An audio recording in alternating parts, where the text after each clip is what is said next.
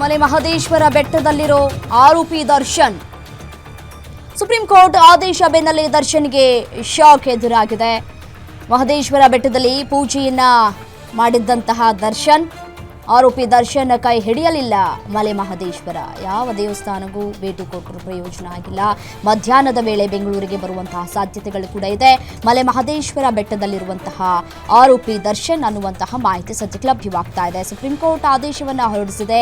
ತತ್ಕ್ಷಣಕ್ಕೆ ಅವರನ್ನ ವಶಕ್ಕೆ ಪಡೆದುಕೊಳ್ಬೇಕು ಅಂತ ಹೇಳಿ ಅವರೆಲ್ಲರೂ ಕೂಡ ಸರೆಂಡರ್ ಆಗಬೇಕು.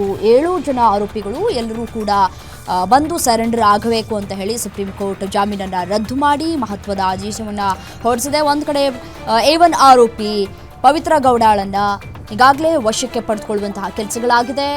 ದರ್ಶನ್ ಎಲ್ಲಿದ್ದಾರೆ ಅನ್ನುವಂತಹ ಪ್ರಶ್ನೆಗಳು ಕೂಡ ಕಾಡ್ತಾ ಇತ್ತು. ಸದ್ಯಕ್ಕೆ ಮಹದೇಶ್ವರ ಬೆಟ್ಟದಲ್ಲಿ ವಿಶೇಷವಾಗಿ ಪೂಜೆಯನ್ನ ದರ್ಶನ್ ಮಾಡಿಸಿದ್ರು, ಯಾವುದೇ ಪ್ರಯೋಜನ ಆಗಿಲ್ಲ. ಕಾಮಾಖ್ಯ ದೇವಿಯೂ ಕೂಡ ಕೈ ಹಿಡಿಲಿಲ್ಲ. ಮಹದೇಶ್ವರ ಬೆಟ್ಟದಲ್ಲಿ ಮಹದೇಶ್ವರನೂ ಕೂಡ ಕೈ ಹಿಡಿಲಿಲ್ಲ. ಚಾಮುಂಡಿ ತಾಯಿಯ ಭಕ್ತ ಆದರೂ ಕೂಡ ಚಾಮುಂಡಿ ತಾಯಿಯೂ ಕೂಡ ಕೈ ಹಿಡಿಯಲಿಲ್ಲ. ಮತ್ತೆ ಇದೀಗ ಜೈಲಿನತ್ತ ತಮ್ಮ ಪಯಣವನ್ನು ಬೆಳೆಸಬೇಕು, ಮತ್ತೆ ಬಳ್ಳಾರಿ ಜೈಲಿನಲ್ಲಿ ಕಾಲವನ್ನು ಕಳಿಬೇಕು. ಐಷಾರಾಮಿ ಜೀವನನ ಏನು ನಡೆಸ್ತಾ ಇದ್ರು, ಶೂಟಿಂಗು ಅದು ಇದು ಅಂದ್ಕೊಂಡು ಆರಾಮಾಗಿ ಬಿಂದಾಸಾಗಿದ್ರು ಇಷ್ಟು ದಿನ. ಈಗ ಮತ್ತೆ ವಾಪಸ್ ಜೈಲಿನತ್ತ ತಮ್ಮ ಪಯಣವನ್ನು ಬೆಳೆಸಬೇಕಾಗಿದೆ. ಅನಿವಾರ್ಯತೆ ಇದು, ಅವರೇ ಸೃಷ್ಟಿ ಮಾಡಿಕೊಂಡಂತಹ ವಿಚಾರ. ಸೊ ಬೆನ್ನು ನೋವಿದೆ, ಮೂಳೆ ನೋವಿದೆ, ಬೆನ್ನಿನ ಮೂಳೆ ನೋವ್ತಾ ಇದೆ, ನಾನು ಕೂರೋದು ಕೂಡ ಆಗೋದಿಲ್ಲ, ಇಮಿಡಿಯೇಟ್ ಆಗಿ ಆಪ್ರೇಷನ್ ಮಾಡಬೇಕು. ಸೊ ಜೈಲಿನಲ್ಲಿ ಇದ್ಕೊಂಡು ಆಪ್ರೇಷನ್ ಮಾಡಿಸ್ಕೊಂಡು ಅಲ್ಲಿ ಚಿಕಿತ್ಸೆ ಪಡೆದುಕೊಂಡು ಅಲ್ಲಿ ವಿಶ್ರಾಂತಿ ಪಡೆಯೋದಕ್ಕೆ ಸಾಧ್ಯ ಆಗೋದಿಲ್ಲ.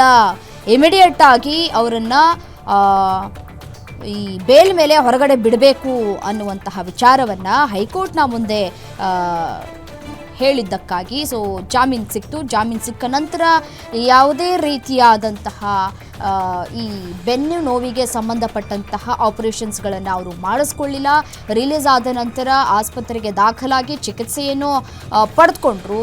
ಬಟ್ ಆಪರೇಷನ್ ಅನ್ನುವಂತಹ ವಿಚಾರವನ್ನು ಅವರು ಉಲ್ಲೇಖ ಮಾಡಿದರು. ಸೊ ಹಾಗಾಗಿ ಅದ್ಯಾವುದು ಕೂಡ ಆಗಲಿಲ್ಲ. ಈಗ ಅವರನ್ನು ತತ್ಕ್ಷಣವೇ ಅರೆಸ್ಟ್ ಮಾಡಬೇಕಾಗಿದೆ. ಅವರೇ ಬಂದು ಸರೆಂಡರ್ ಆಗಬೇಕು. ಸರೆಂಡರ್ ಆದರೆ ಮುಂದಿನ ಪ್ರಕ್ರಿಯೆಗಳನ್ನು ಮಾಡಲಾಗುತ್ತೆ. ಸದ್ಯಕ್ಕೆ ದರ್ಶನ್ ಮಲೆ ಮಹದೇಶ್ವರ ಬೆಟ್ಟದಲ್ಲಿ ಇದ್ದಾರೆ ಅನ್ನುವಂತಹ ಮಾಹಿತಿ ಸದ್ಯಕ್ಕೆ ಲಭ್ಯವಾಗ್ತಾ ಇದೆ. ಈ ಮೂಲಕ ಈಗಾಗಲೇ ನಟ ದರ್ಶನ್ ಲಾಯರ್ನ ಮುಖಾಂತರ ಮಾಹಿತಿಯನ್ನು ಕೂಡ ರವಾನೆ ಮಾಡಿದ್ದಾರೆ. ಕೋರ್ಟ್ಗೆ ಇವತ್ತು ಶರಣಾಗೋದಕ್ಕೆ ಸಾಧ್ಯತೆ ತೀರಾ ಕಡಿಮೆ. ಸೊ ಹಾಗಾಗಿ ನಾನು ನಾಳೆ ಬಂದು ಸರೆಂಡರ್ ಆಗ್ತೇನೆ, ನಾನೇ ಬಂದು ಸರೆಂಡರ್ ಆಗ್ತೇನೆ ಅನ್ನುವಂತಹ ವಿಚಾರವನ್ನು ಅವರ ಬಳಿ ಹೇಳ್ಕೊಂಡಿದ್ದಾರಂತೆ. ಬಟ್ ಗೊತ್ತಿಲ್ಲ ಇವತ್ತೇ ಸರೆಂಡರ್ ಆಗ್ತಾರಾ ಅಥವಾ ನಾಳೆ ಸರೆಂಡರ್ ಆಗ್ತಾರಾ, ಕಾದ್ ನೋಡಬೇಕಾಗಿದೆ. ಇವತ್ತಿನ್ನೂ ಕೂಡ ಮಧ್ಯಾಹ್ನ 12:20 ಆಗಿದೆ. ಸೊ ಈ ಹಿನ್ನೆಲೆಯಲ್ಲಿ ಇನ್ನೂ ಕೂಡ ಸಮಯಾವಕಾಶವಿದೆ ಬಂದು ಅವರು ಸರೆಂಡರ್ ಆಗೋದಕ್ಕೆ. ಕಾದ್ ನೋಡ್ಬೇಕು ಇವತ್ತು ಏನಾಗತ್ತೆ, ದರ್ಶನ್ ಬರ್ತಾರಾ ಇಲ್ವಾ ಅಂತ ಹೇಳಿ.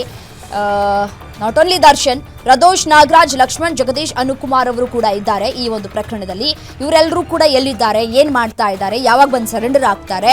ಈಗಾಗಲೇ ಪೊಲೀಸ್ ಅಧಿಕಾರಿಗಳು ಈ ಪ್ರದೋಷ್, ನಾಗರಾಜ್, ಲಕ್ಷ್ಮಣ್, ಜಗದೀಶ್, ಅನುಕುಮಾರ್ ಅವರನ್ನ ವಶಕ್ಕೆ ಪಡೆದುಕೊಳ್ಳೋಕೆ ಯಾವ ರೀತಿಯಾದಂತಹ ತಯಾರಿಗಳಾಗಿದೆ ಮತ್ತು ಯಾವ ರೀತಿಯಾಗಿ ಅವರನ್ನ ಕಾಂಟ್ಯಾಕ್ಟ್ ಮಾಡುವಂತಹ ಕೆಲಸಗಳಾಗಿದೆ ಅನ್ನೋದನ್ನ ಕಾದು ನೋಡಬೇಕು. ಇಲ್ಲಿಯವರೆಗೂ ಕೂಡ ಆರಾಮಾಗಿ ಇದ್ದಂತಹ ದರ್ಶನ್ ಮತ್ತೆ ಇದೀಗ ಜೈಲು ವಾಸವನ್ನು ಅನುಭವಿಸಬೇಕಾಗತ್ತೆ. ಈಗ 5 ತಿಂಗಳು ಆರಾಮಾಗಿ ಇದ್ರು ದರ್ಶನ್, ಹೊರಗಡೆ ಓಡಾಡಿಕೊಂಡು ಶೂಟಿಂಗ್ ಬ್ಯುಸಿಯಲ್ಲಿ ಇದ್ರು. ಡೆವಿಲ್ ಸಿನಿಮಾದ ಚಿತ್ರೀಕರಣ ಕಂಪ್ಲೀಟ್ ಆಗಿದೆ ಅನ್ನುವಂತಹ ಮಾಹಿತಿಗಳು ಕೂಡ